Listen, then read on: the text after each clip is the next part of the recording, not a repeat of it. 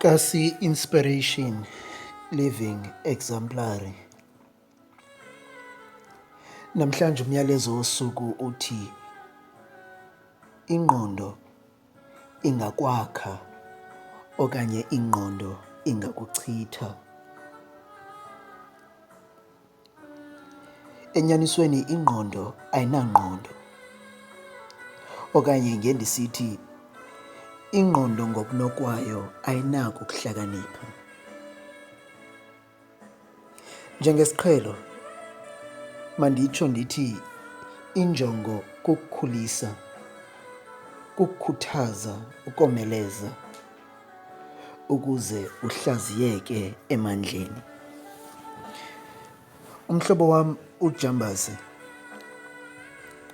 uthi ngenye imini bakhe babuzwa umbuzo ngumfundisi wabo esithi xa kunothe kubekho udabi phakathi kwenja emnyama nenja emhlophe, yeyiphi enophumelela? Uthi kuye engqondweni kwathi qathi into yokuba ibala elimnyama lilanyaniswa nenkohlakalo nobugqwirha. Loo nto ithi kuye ngaphakathi le imnyama ngokuqinisekileyo kungayoyisa le nja imhlophe. Kodwa bathi bophendula besitsho besithi le imnyama ingayoyisa emhlophe. Wathi umfundisi akunjalo. Wathi kodwa inja enoliphumelela idabi phakathi kwezi zimbini yile nja yeyona yondliwayo ngumniniyo. Inja enophumelela yeyona yondliwayo ngumniniyo. Uyabona ke nalapha kubantu idabi lolonwabo alikho semazulwini, kodwa likwintloko yomntu ngamnye. Imvakalelo yakho ukuba idandathekile okanye ayonelisekanga, awunaxolo ngaphakathi kuwe, kuyafuneka uzame ujika indlela yokucinga, uzame indlela engcono yokucinga, ngoba idabi lempumelelo nelokoyisa uliphumelela kuqala engqondweni yakho. Ithi incwadi yemizekeliso, le nto uyicingayo uyiyo. Le ndlela umntu acinga ngayo uyiyo. uHenry Ford naye xa izama ukucacisa le ntetha uthi ukuba ucinga unako okanye ucinga uba awunako unyanisile, ngoba umntu yinkosi ukuzazi. Umntu ke akanamtsalane kwinto ayifunayo, kodwa unomtsalane kule nto yena yiyo ubuqu. Mhlambi ndisasithela ukandiva, kuyafuneka sizijonge izinto esizifakayo engqondweni. Ufuneka silujonge uhlobo esicinga ngalo, ngoba iingcinga zakho ziyajika zibe ngamazwi akho. Uyabona ke amazwi akho funeka uwagade ngenxa yento yokuba ayajika amazwi abe zizenzo zakho. Izenzo zakho ke ziba yihambo yakho. Ihambo iyajika ibe yimikhwa yakho. Umva umntu esithi hayi mna ndiqhele, ngoba seyimikhwa le apha kuye. Ufuneka uyigade ke nemikhwa ngenxa yento yokuba ixela isimilo sakho.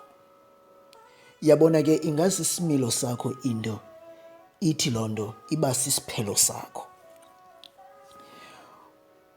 Uthi omnye utata wakhe kwathiwa makabhale ngobomi bakhe ngokweziganeko ezintlanu. Uthi ubomi bakhe wabhala phantsi wenjenje. Isiganeko sokuqala, ndihamba esitratweni, kukho umngxuma kude kufuphi, ndiyawubona, ndawa ngaphakathi kulo mngxuma.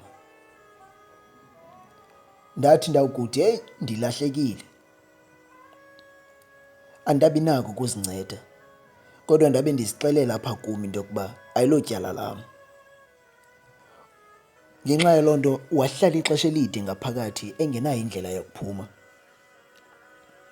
Uthi isiganeko sesibini, uhamba kwakwesi sitrato sinye, kukho umngxuma onzulu ecaleni kwendlela. Uthi ndenza ngathi andiwuboni, ndayowa kwakhona. Uthi ndiqomba apha phakathi kum andiyikholelwa ke le, kuba ndikwindawo enye kunale bendiwe kuyo kuqala, kodwa ndiyayiqonda into yokuba ayilotyala lam. Kwathatha ixesha elide into yokuba makaphume. Uthi isiganeko sesithathu sobomi bakhe, ndihamba kwakwesi sitrato sinye, kukho umngxuma onzulu ecaleni lwendlela, ndiyawubona futhi amehlo wam avulekile, ndawa ngaphakathi kuwo.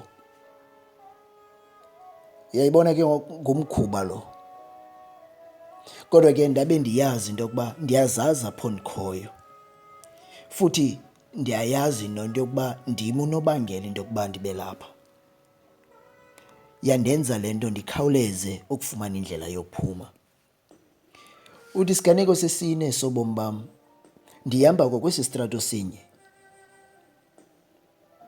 ndiyawubona umngxuma onzulu ecaleni kwendlela. Ndathi xa ndisondela kuwo ndacwezela phaya, andawa phakathi emngxumeni. Isiganeko sesihlanu, ndigqitha kwakwesi sitrato sinye, ndathi ndowubona kusekude, ndangena kwesingesinye istrato kude le nomngxuma. Uyabona ke, uJames Allen uthi kwincwadi yakhe ayibhalayo athi As a Man Thinketh, uthi ingqondo yomntu iyafana negadi. Umntu egadini utyala into afuna ukuvuna yona. Awukwazi ukuvuna into obungakhange uyityale. Amaxesha amanintsi ke xa kukhula egadini yomntu into angakhange ayityale, kusukube ingeyiyo into anokukholiswa yiyo, futhi kusukube iyinto engenaxabiso nengenagalelo lihle ebomini bakhe, izinto ezifana nomdiza, umzekelo. Uthi ke wena uyinkosi yesiphelo sakho, umphathi womphefumlo wakho, kuba amandla okulawula iingcinga zakho zilapha kuwe. Masizigade ke ngoku izinto esizifakayo kwingqondo yethu, ngoba loo nto iba sisiseko esikhokhela izenzo zethu. Siyibona le nto kakuhle phaa kunyana wolahleko. Unyana wolahleko, phambi kokuba ahambe ayochitha impahla ebeyifune kuyise, uqale wahlala wacinga. Kodwa into endiyithandayo apha kuye, uthi akubuyela ezingqondweni zakhe waphinda wacinga. Wacinga kanene, bangapha abaqeshwa abasebenzela utata abaphila indlela engcono kunale ndlela ndiphila ngayo ngoku. Wathi wathetha apha kuye emveni kuba ecingile, wathi ndizosuka ndiye kubawo ndithi, bawo kuwe, ndonile ebusweni bakho, andisafanele ubizwa ngokuba ndingunyana wakho, ndenze nam ndibe ngomnye ofana nezicaka zakho. Waphela le nto ebeyicinga wayenza, isiphelo sakhe sakokwabo. Into ethi into oyifakayo engqondweni yakho iba yiyo ephuhlayo. Uyabona ke, ingqondo yakho yile nto ndisithi ingakwakha okanye ingakuchitha. Ndifuna namhlanje uzigade izinto ozifakayo engqondweni yakho, ujonge igalelo lazo nesiphelo into yokuba siza kuthatha sikubeke phi na.